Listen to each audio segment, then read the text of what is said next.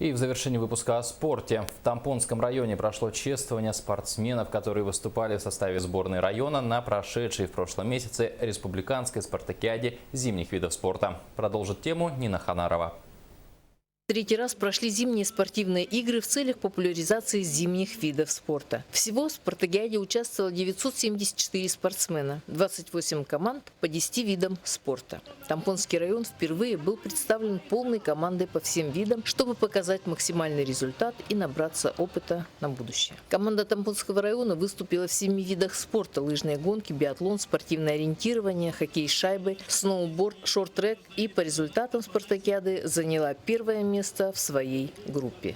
В этот раз мы постарались поставить более такую полную команду и в результате добились, скажем, первое место.